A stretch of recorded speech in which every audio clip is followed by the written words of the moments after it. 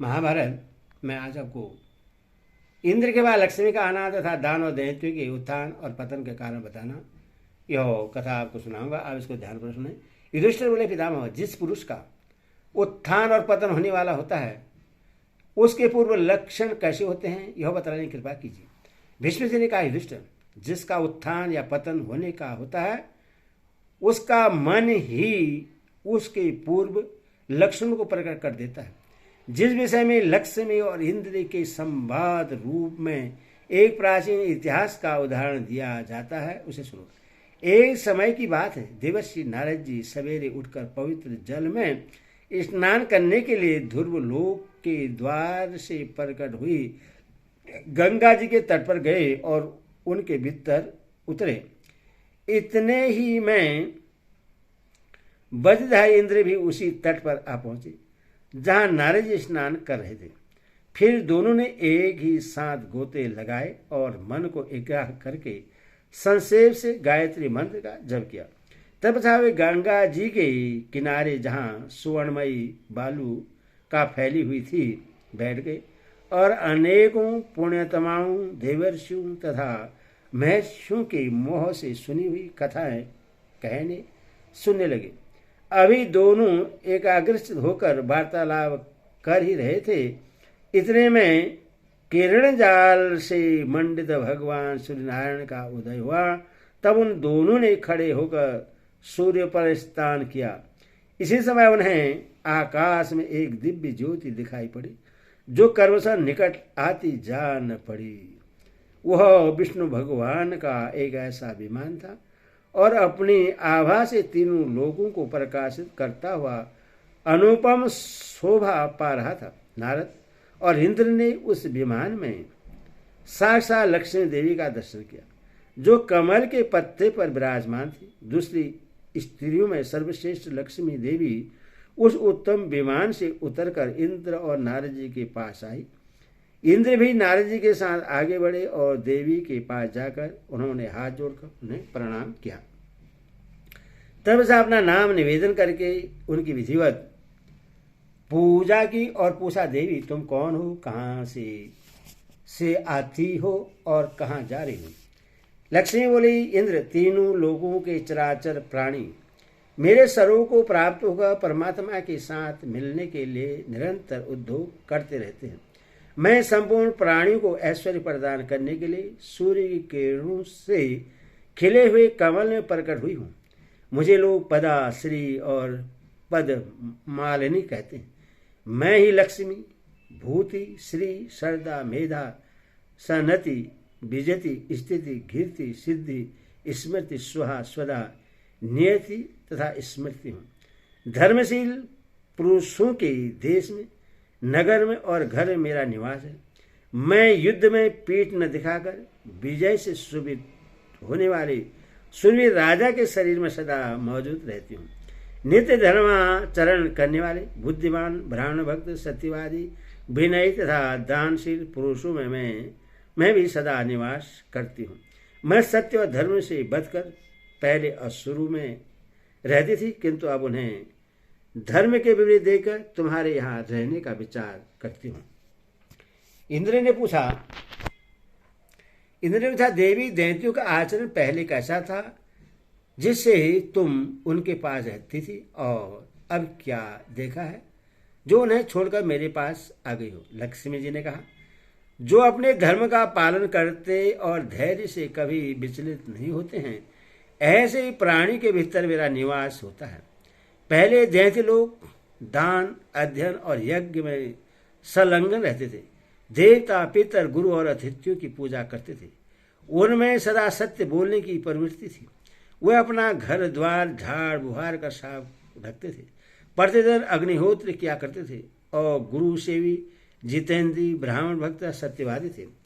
उनमें श्रद्धा थी, क्रोध नहीं था। वे दानी थे किंतु किसी की निंदा नहीं करते थे। ईर्ष्या छोड़कर स्त्री, पुत्र और मंत्री आदि सेवकों का भरण पोषण करते थे। उनमें अरमस और लाग डांट नहीं थी। उनका स्वभाव अच्छा था, सभी दयालु थे। सब में सरलता, सुदृढ़ भक्ति तथा इंद्रिय स्वयं का गुण था। सब अपने भीड़तियों और मंत्रियों को संत रखने वाले, कृतज्ञ और मधुर भाषी थे। वे सबका समुचित रूप से सम्मान करते, धन देते, लज्जा रखते और व्रत एवं नियमों का पालन करते थे। उपवास और तप में लगे रहते थे।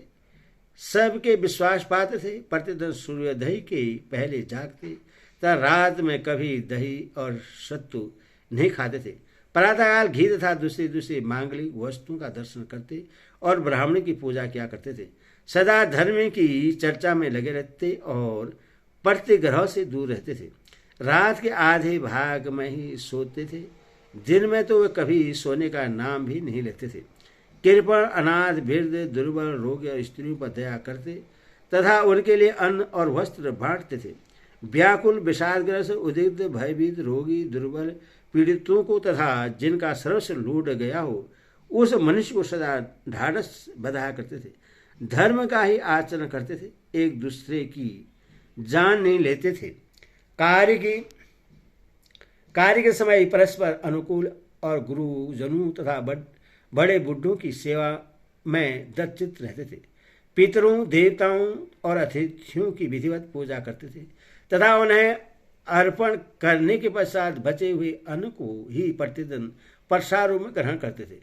सभी सत्यवादी और तपस्वी थे। वे उत्तम भोजन बनवाकर उससे अकेले ही नहीं खाते थे, पहले दूसरों को देकर पीछे अपने उपभोग में लाते थे। सब प्राणियों को अपने ही समान समझकर उन पर दया रखते थे।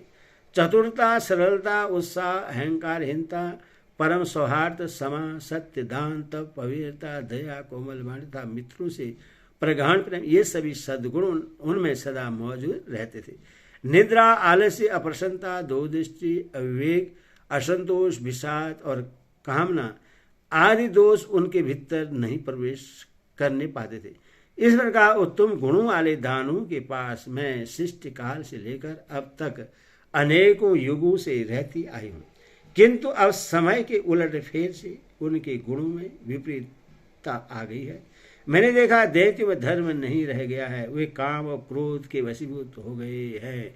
जब बड़े बुढ़े लोग सभा में बैठकर कोई बात कहते हैं तो गुणहीन दैत्य भी उनमें दोष निकालते हुए उनकी हंसी उड़ाया करते हैं।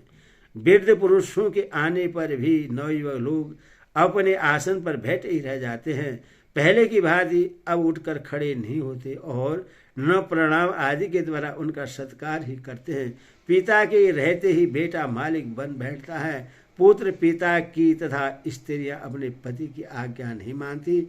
माता पिता, वृद्ध, आचार्य, अतिथि और गुरुओं का आदर उठ गया। संतानों के लालन पालन पर भी ध्यान नहीं दिया जाता।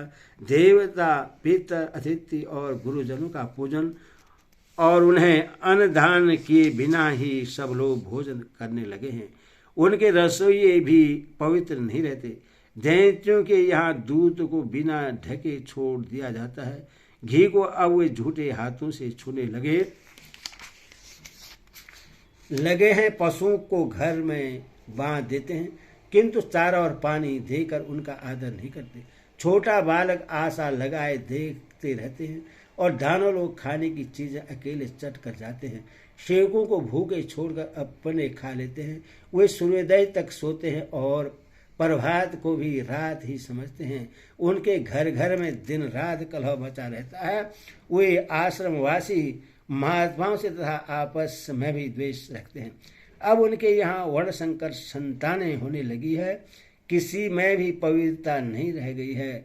वेद वेता, ब्राह्मणों तथा मूर्खों का आदर या अनादर करने में वे कोई अंतर नहीं रखते।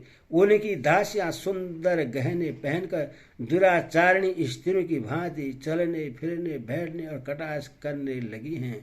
कीड़ा के समय स्त्रियां पुरुषों के और पुरुष स्त्रियों के वेश धारण करते हैं। कितने ही दानव पूर्व काल में अपने पूर्वजों के द्वारा सुयोग्य ब्राह्मण को दान के रूप में दी हुई जागीरें नासिकता के कारण छीन लेते हैं। उनमें जो व्यापारी हैं वे सदा दूसरों का धन ठग लेने का ही विचार रखते हैं। शिष्यों में तो गुरु की सेवा का भाव ही नहीं रहा है। अब तो उल्टे गुरु लोग ही शिष्यों की सेवा टहल करने लगे हैं। बहू अपने सास ससुर के सामने ही नौकरों पर हुक्म चलाती है, पत्नी ही पति पर शासन करती और उनका नाम ले लेकर पुकारती है। जिन्हें हितैषी और मित्र समझा जाता है वही लोग जब अपने संबंधी के धन को आग लगने, चोरी हो जाने अथवा राजा के द्वारा छिन जाने से नष्ट हुआ देखते हैं तो द्वेषवश उसकी खिल्लियां उड़ाते हैं। सब के सब कृतघ्न, नास्तिक, पापाचारी तथा गुरु स्त्रीगामी हो गए हैं। जो चीज नहीं खानी चाहिए वह अब भी खाते और धर्म की मर्यादा तोड़कर मनमाने आचरण करते हैं। इसीलिए अब उनके बदन पर वह पहले का सा तेज नहीं है। देवेंद्र, जब से इन दैत्यों ने धर्म के विपरीत आचरण शुरू कर दिया है तब से मैंने यह निश्चय किया है कि अब इनके घर में नहीं रहूंगी। यही वजह है कि जिससे उन्हें त्याग कर मैं स्वयं तुम्हारे पास आई हूं। तुम मुझे स्वीकार करो, जहां मैं रहूंगी वहां आशा, श्रद्धा, धीरति, शांति, विजिति, सन्नति, समा तथा जया, ये 8 देवियां भी मेरे साथ निवास करेंगी। इन 8 में जया ही सबसे प्रधान है। मेरे साथ ये सभी देवियां असुरों को त्याग कर तुम्हारे पास आई हैं। देवताओं का मन धर्म में लगा होता है, इसीलिए अब हम लोग इन्हीं के यहाँ निवास करेंगे। भीष्म जी कहते हैं, लक्ष्मी देवी के इस प्रकार कहने पर देवशी नारद और इंद्र ने उनकी प्रसन्नता के लिए अभिनंदन किया। उस समय शीतल, सुगर और सुगंधित हवा चलने लगी। उस पावन प्रदेश में लक्ष्मी सहित इंद्र का दर्शन करने के लिए संपूर्ण देवता उपस्थित हो गए। तत्पश्चात इंद्र, महर्षि नारद और लक्ष्मी जी के साथ स्वर्ग से आए और देवताओं ने सकृत होकर सभा में विराजमान हुए। उस समय नारद जी ने लक्ष्मी जी के शुभागमन की प्रशंसा की। पितामह ब्रह्मा जी के लोक से अमृत की वर्षा होने लगी। देवताओं की दुंदुभी बिना बजाए ही बज उठी। संपूर्ण दिशाएं निर्मल एवं श्री संपन्न दिखाई देने लगी। लक्ष्मी जी के वहां आ जाने पर संसार में समय पर वर्षा होने लगी। कोई भी धर्म मार्ग से विचलित नहीं होता था।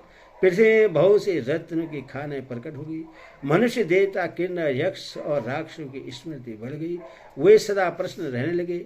गौ में दूध देने के साथ ही संपूर्ण कामनाएं सिद्ध करने लगी। किसी के मुंह से कठोर वाणी नहीं निकलती थी। जो लोग इंद्रादि देवताओं के द्वारा की हुई भगवती लक्ष्मी की आराधना से संबंध रखने वाले इस अध्याय का ब्राह्मणों की मंडली में बैठकर पाठ करते हैं, वे यदि धन के इच्छुक हों तो उन्हें प्रचुर मात्रा में संपत्ति प्राप्त होती है। कुरुश्रेष्ठ, तुमने जो उत्थान और पतन के पूर्व लक्षणों के विषय में प्रश्न किया था उसका उत्तर मैंने लक्ष्मी जी के द्वारा कहे हुए दानों के उत्थान पतन के कारण बताकर दे दिया है।